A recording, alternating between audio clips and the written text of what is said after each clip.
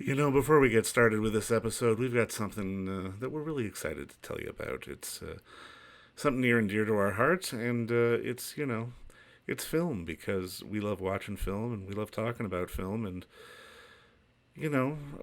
we sympathize with those of you out there who think you may have watched everything on Netflix, you watched everything on Prime. You haven't, but there's so much out there to enjoy, and there is a great streaming service that we do have to recommend to you called Film Movement Plus.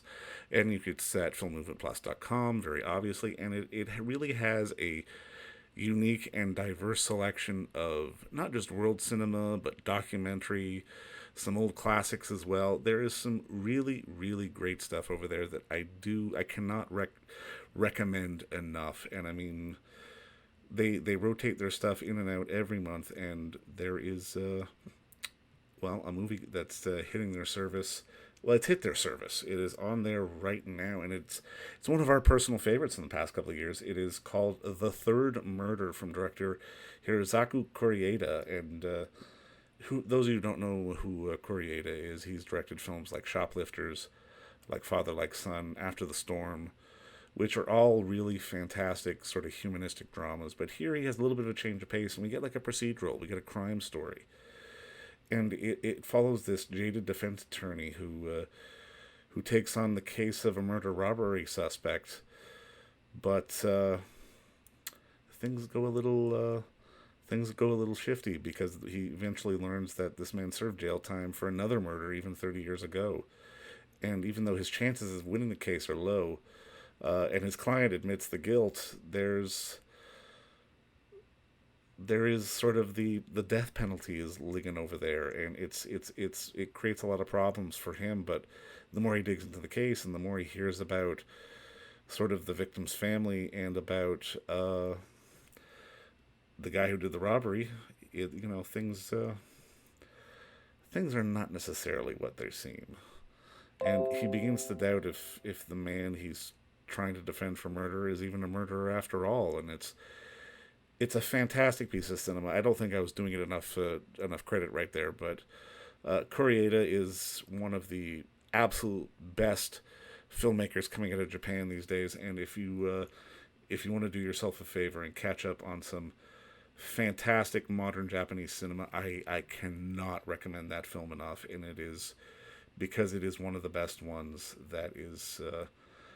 that's basically out there today. I mean, he really is a master of the modern moving image, and well, we can't talk about him enough. He's just one of those fantastic filmmakers. And there's another fantastic filmmaker uh, with who's having a film jump on the service, and it's director John Scheinfeld, who we recently talked to actually about his Sergio Mendes film, but his film, Who is Harry Nielsen and Why is Everybody Talking About Him, is hitting Film Movement Plus on Harry Nielsen's birthday on June 15th. And it's, again, if you're a fan of the Rock Doc, this is definitely going to be one for you that I do recommend you check out. But there are these films, and there is so very much more that, I could babble on for quite some time. And, well, you've heard me babble on, but like I said, there's great music docs, there's great foreign film. There's some classic stuff too. It really is for the cinema lover, probably the premier streaming service out there that you may not necessarily know about. I like to think of it as maybe the best kept secret, but I'm hoping that it's not going to be a secret much longer because it is a truly fantastic service which we cannot recommend enough. And because, you're such loyal listeners of In the Seats With, and we know that you love film because you're listening to us right now. You can sign up for Film Movement Plus over at filmmovementplus.com for a mere $5.99 a month, which, let's face it, it's the price of a Starbucks coffee, which most of us aren't getting every morning now anyway. So would you rather have sort of the love of cinema washing over your life, or would you rather have that extra coffee? I know I'd rather have the cinema, to be perfectly frank. But you can do that, and you can, when you sign up at Film Movement Plus, at filmmovementplus.com, you get a free month, a free 30-day trial. But also, if you sign up using the promo code SEATS, you will get an extra 3 months at 50% off. And that is just a steal. So I would recommend right now, if you love film, if you love cinema in general, go to filmmovementplus.com and sign up for Film Movement Plus, and don't forget to use the promo code SEATS for your extra discount. And on with the show. Ladies and gentlemen, please take your seats. You know, between you and me, the internet can be a pretty scary place, and if you're within the sound of my voice, that must mean you're in the seats with once more. As always, my name is Dave Voigt, and I'm the host of this podcast where we sit down with a wide-ranging variety of industry professionals and pick their brain about current projects, state of the industry, how they got started, and so very much more in a light and conversational fashion. And if you like how we do things around here, I'm assuming that you do. You know, you're listening to us right now. You can find us over basically wherever you get your podcasts. Over at Amazon, Google, Apple, Spotify. It's all good. And plus, you can find every single one of our episodes archived over at our YouTube channel at In the Seats. And if you can leave us a like and a subscribe there too, we would really appreciate it. You can also find us on social media for all sorts of fun updates, either at Facebook, Twitter, and Instagram at either at In the Seats or at It's Podcast One, or if you're just into some fun or some, home entertainment announcements or whatever the hell else we can think of, we're also on TikTok at In the Seats. But finally, and I do dare say most importantly, please come on by over to In the Seats, intheseats.ca, for all the latest and greatest from the world of film, television, the moving image in general and beyond, because it's what we love to talk about, and it's what we love to do. So please come on by and pay us a visit. It'll make us very, very happy, and you'll find something to watch too, because we always have plenty of recommendations.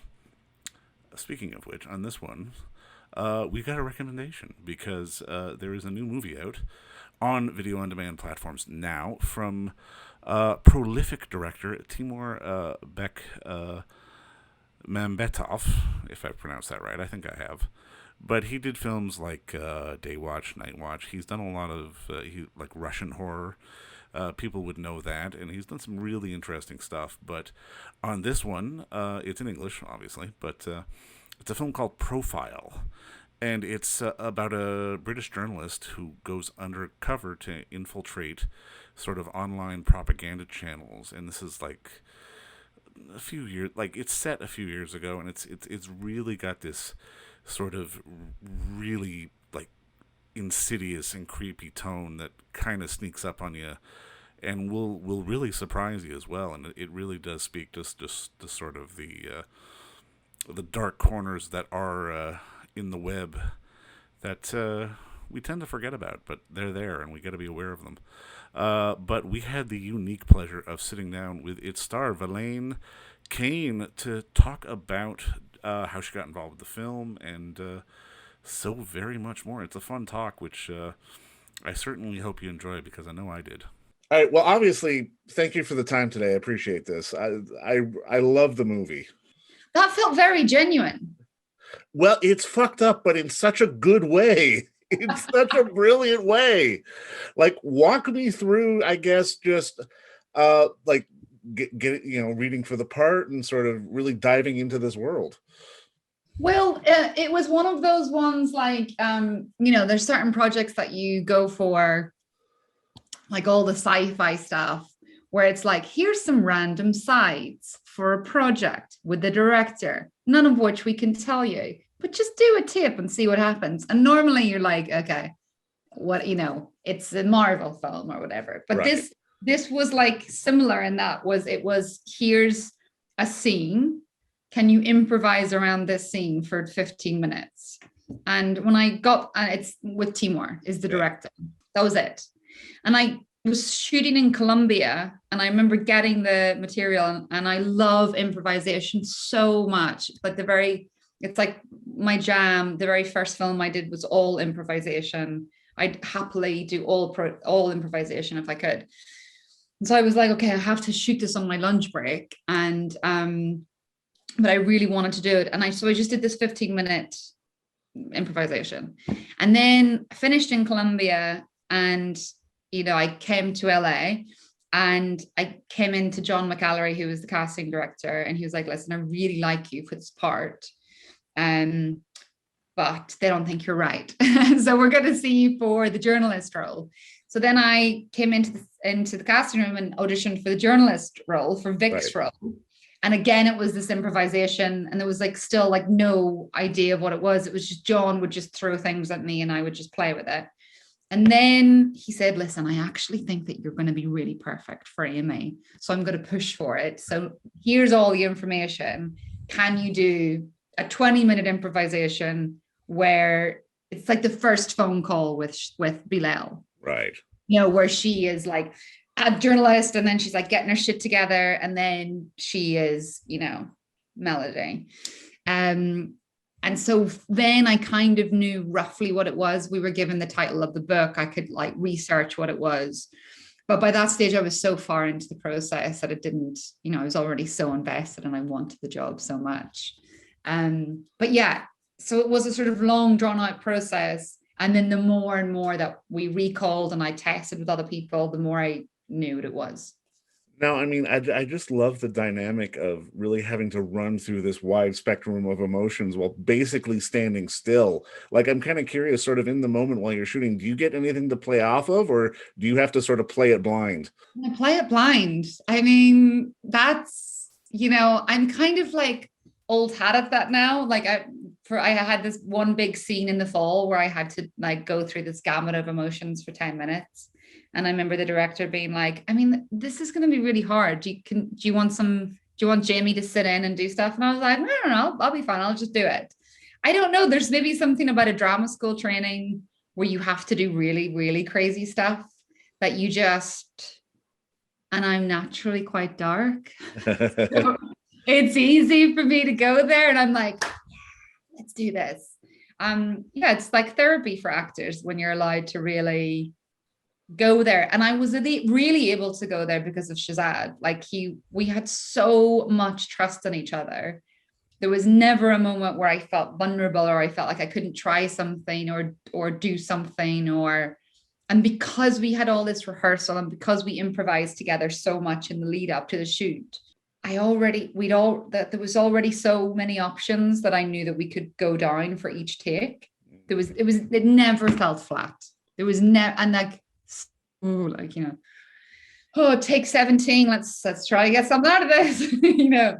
But there was never any flatness with us. Sometimes there was technical stuff, the call would drop or his internet would go, especially when he was in Cyprus on a phone. Right. And then I really did have to just like continue to act and improvise like I was Melody, which was, I think, sometimes quite hard because and Timur was one of those directors that he never wanted to like say cut. He just wanted to keep going. And sometimes you're like, he hasn't been on the other line for 4 minutes now. Do I have to keep going? I mean, I honestly think this is my favorite kind of, because I mean, essentially this is a horror film, but it's a psychological horror film. And it's something that I'm kind of curious, like for you as an actor, like the weight is all on your shoulders to sort of carry the emotion and carry sort of the vibe of the film, because at first we're sympathetic, we like you, and then we're not so sure, and then we like you again. It's like it's back and forth, but with such subtlety. How do you sort of resist the urge to, I guess, maybe ham it up, as it were? Because that's my pet peeve. Like I'm like a real snob when it comes to the stuff that I like to watch. Right. And like for me, like the biggest thing is just being honest. Like I'm always, and there's just so many auditions that come through and I'm like, I can't book this job. Like they don't want this. They want a hammy person. You know, they want like a Game of Thrones character. I just don't think I could ever do that because there's like, you know, there's so much posturing and it suits that world. Whereas I'm very like, but what's the truth? What's really happening? You know?